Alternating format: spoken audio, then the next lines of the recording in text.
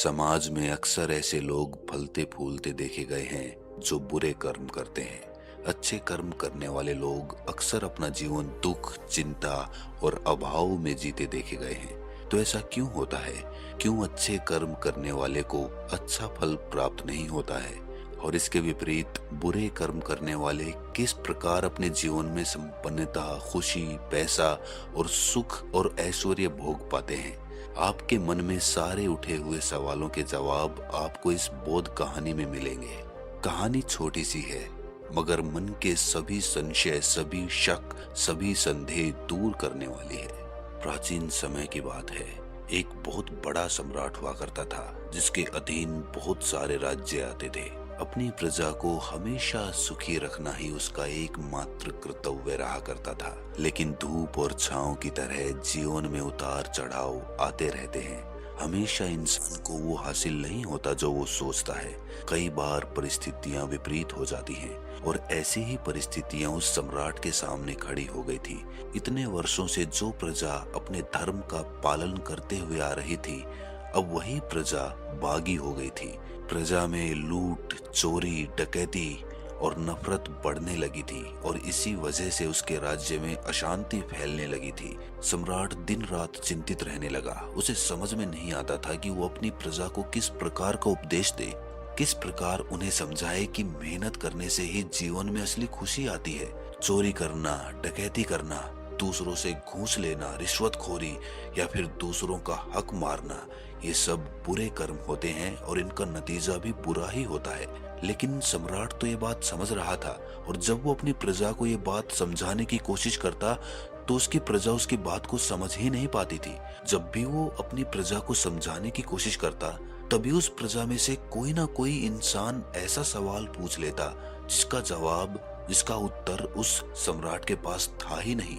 आखिरकार बहुत सोच विचार करने के बाद भी जब सम्राट को इस प्रश्न का कोई उत्तर नहीं मिला तो उसने अपने राज दरबार में सभी विद्वानों की, सभी मंत्रिमंडल की एक सभा बुलाई और इस प्रश्न को सभी के सामने रखा और सबसे इसका उत्तर पाने की आशा जताई और कहा कि अगर कोई विद्वान इस प्रश्न का उत्तर दे सकता है तो मैं अपनी प्रजा में खुशहाली पहले की तरह वापस ला सकता हूँ। इसीलिए जो भी विद्वान या जो भी मंत्री इस प्रश्न का सही जवाब देगा, मैं उसे 10,000 सोने की मुद्राएं अपनी तरफ से भेंट करूंगा।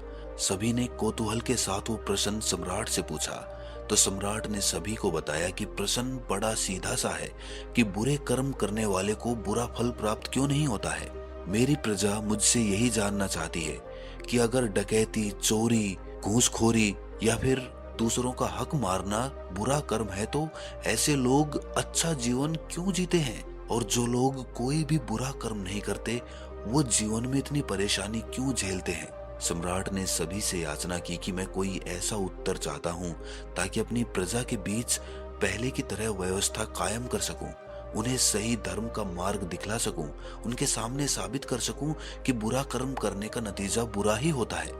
लेकिन मेरे पास इसका कोई ऐसा तर्क नहीं है जो मैं उन्हें दे सकूं और इसीलिए मेरी प्रजा के ज्यादातर युवा मेहनत करने की जगह चोरी, डकैती या फिर इसी तरह के दूसरे बुरे कर्मों में फंसे हुए हैं। मैं उनको बाहर निकालना चाहता हूँ, अपने राज्य में फिर से शांति कायम करना चाहता हूँ। कोई भी विद्वान जो अपने तर्क से मुझे संतुष्ट कर देगा, मैं उसका बहुत बड़ा आभारी रहूंगा।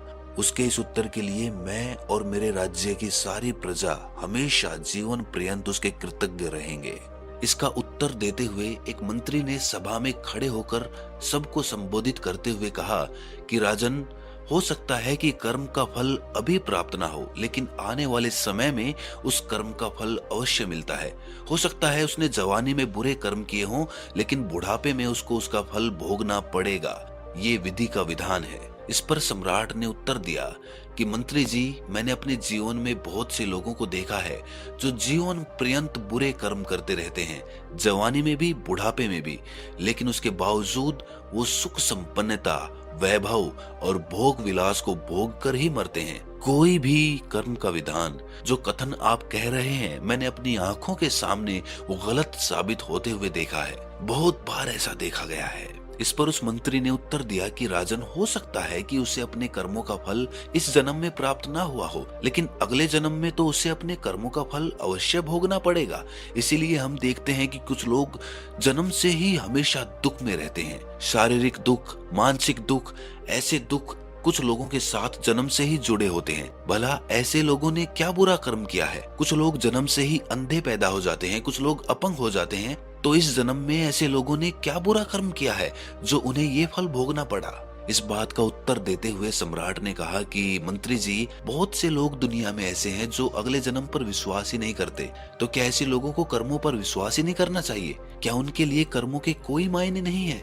अगर इस जन्म में ही कर्मों का फल प्रामाणिक रूप से सबके सामने मिले, तब तो लोगों का विश्वास कर्म के सिद्धांत पर कायम हो। लेकिन अगर उनके सामने जीते जी उस कर्म का फल आए ही ना, तो भला लोग कर्म के सिद्धांत को मानेंगे ही क्यों? और मुझे तो अपनी प्रजा को समझाना है। भला मैं अपनी प्रजा को ये तर्क देकर किस प्रकार समझा पाऊंगा? प्रजा में तो हर तरह के लोग उपस्थित होंगे जो अगले जन्म को मानते भी होंगे, लेकिन अधिकतर लोग ऐसे भी हो सकते हैं जो अगले जन्म में विश्वास ही नहीं रखते। भला उन लोगों को मैं कैसे संतुष्ट कर पाऊंगा? सम्राट का ये उत्तर सुनकर एक और विद्वान सभा में खड़ा होकर उत्तर देता है कि राजन, हो सकता है कि एक बुरा कर्म करने वाला मनुष्य जीवन पर्यंत सुख से रहे, लेकिन उसकी आने वाली संतान तो उसके कर्मों का फल भोगेगी। जो कर्म उसके पिता ने किए होंगे उसका फल उसकी संतान जरूर भोगती है, अवश्य भोगती है। ये उत्तर सुनकर सम्राट को हंसी आ गई। उन्होंने कहा कि ये विद्वानों की सभा है, जरा सोच कर बोलिए।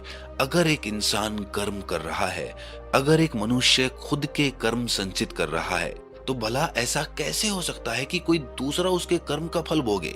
एक तरफ तो हम कहते हैं कि मनुष्य इस जीवन में अकेला आता है और अकेला ही जाता है। ना मनुष्य किसी का पुत्र है, ना किसी का बेटा है, ना किसी का पति है। बस वो एक चरित्र निभा रहा होता है जीवन में। अगर हम इस सिद्धांत को मानते हैं तो ऐसा कैसे हो सकता है कि एक पिता के द्वारा किए हुए बुरे कर्मों का फल उसका बेटा ही क्यों भोगेगा? उसकी पत्नी भी भोग सकती है, उसके पोते भी भोग सकते हैं। भला उसके बेटों ने ऐसा क्या गुनाह किया है? ये बात किसी रूप से दूर दूर तक तार्किक नहीं है। इस उत्तर से तुम खुद के मन को संतुष्ट कर सकते हो, लेकिन एक तेज बुद्धि वाले मनुष्य को ये बात कभी समझ में नहीं आएगी। इसीलिए ऐसे उत्तर लेकर आओ जिससे मैं संतुष्ट हो सकूं और मैं संतुष्ट होने के बाद अपनी प्रजा को संतुष्ट कर सकूं। सभा में खलबली मच गई। किसी के पास अब कोई उत्तर नहीं बचा था। लोग एक दूसरे का मुंह ताक रहे थे कि तभी उस दरबार में एक भिखारी आ पहुंचता है। फटे पुराने कपड़े पहने हुए वो हाथ जोड़कर उस सम्राट के सामने खड़ा हो जाता है। विद्वान उसे देखकर क्रोधित हो जाते हैं। वो सम्राट से कहते हैं कि राजन, आपने यहाँ विद्वानों की सभा बुलाई है, यहाँ पर ये भिखारी क्या कर रहा है? ये सुनकर सम्राट अपने दरबारियों को बुलाकर पूछता है कि तुमने इस भिखारी को राज दरबार में क्यों घुसने दिया? तब दरबारी कहते हैं कि राजन, हमने इसे रोकने का बहुत प्रयास किया, लेकिन ये बार बार कहता रहा कि जो प्रश्न सम्राट के मन में उठ रहे हैं उनका जवाब मेरे पास है, उनका मैं उत्तर दे सकता हूँ। अगर मैं एक बार राज दरबार में पहुंच गया और इसके बार बार याचना करने पर हमने इसको अंदर आने दिया। ये सुनकर सभी विद्वान जो सभा में उपस्थित थे और सभी मंत्रिमंडल ठाके मार मार कर हंसने लगे। उन्होंने कहा कि जिस प्रश्न का जवाब इतने बड़े बड़े विद्वान नहीं दे पा रहे, उसका जवाब भला एक भिखारी कैसे देगा? भिखारी के चेहरे पर मंद मंद मुस्कान थी। उसके मन में किसी के प्रति कोई ईर्ष्या भाव नहीं था। जब राजा ने भिखारी का ये चेहरा देखा, तब राजा को एहसास हुआ कि शायद इस भिखारी को आत्मज्ञान प्राप्त हो चुका है। एक बार इसकी बात अवश्य सुननी चाहिए। उस भिखारी ने कहना शुरू किया कि राजन, इन फटे पुराने कपड़ों को देखकर आपके दरबारी मुझे अंदर घुसने नहीं दे रहे थे, लेकिन मैं अपने नगर में लोगों से दूर एक कुटिया बनाकर रहता हूँ और दूर दूर से लोग मेरे पास अपने प्रश्नों के उत्तर जानने के लिए आते हैं। वहां भी मैं ऐसे ही फटे पुराने कपड़े पहनता हूँ, लेकिन वो लोग मेरी बड़ी प्रशंसा करते हैं। लेकिन इन फटे पुराने कपड़ों की अहमियत आपके राज्य में आकर खत्म हो गई। भला ऐसा क्यों है कि मेरे नगर में लोग मेरी इज्जत करते हैं और यहाँ पर लोग मुझे भिखारी समझते हैं? इंसान तो मैं वही हूँ, कर्म भी मैंने वही किए हैं, तो मेरे कर्मों का फल एक स्थान से दूसरे स्थान पर आने से बदल क्यों गया? क्या स्थान बदलने से कर्मों का फल भी बदल जाता है? बड़ा ही अद्भुत सवाल था। सभी विद्वान अवाक रह गए क्योंकि किसी के पास कोई उत्तर नहीं था। सम्राट ने सभी विद्वानों की तरफ देखा, लेकिन सबके चेहरे मुरझाए हुए थे। सम्राट ने उस भिखारी से ही पूछा कि महाशय जी, आप ही बताइए कि क्या स्थान बदलने से कर्मों का फल बदल जाता है। इस पर उस भिखारी ने कहा कि राजन, अगर स्थान बदलने से कर्मों का फल बदल जाता है तो फिर तो कर्मों का विधान, कर्मों का सिद्धांत एकदम गलत साबित हो जाता है। सिद्धांत का असली मतलब यही होता है कि जिस पर स्थान और समय का कोई प्रभाव ना पड़े। स्थान बदलने से कर्मों के फल नहीं बदलते हैं। कर्मों का फल प्राप्त करने के लिए सही माहौल या कहें कि सही वातावरण होना आवश्यक होता है। जब सही वातावरण या सही माहौल मिलता है तो कर्मों का फल अपने आप मिल जाता है। मेरे नगर में उस तरह के लोग हैं जो ज्ञान को महत्व देते हैं और यहाँ पर ऐसे लोग हैं जो दिखावे को महत्व देते हैं, पहनावे को महत्व देते हैं। और इसीलिए यहाँ पर वो वातावरण नहीं है जो मेरे नगर में था और इसीलिए मेरे कर्मों का फल मुझे मेरे नगर में तो मिल रहा था, लेकिन यहाँ आने के बाद उन कर्मों का कोई प्रभाव देखने को नहीं मिला। सही ऋतु आने पर ही पेड़ में फल लगते हैं।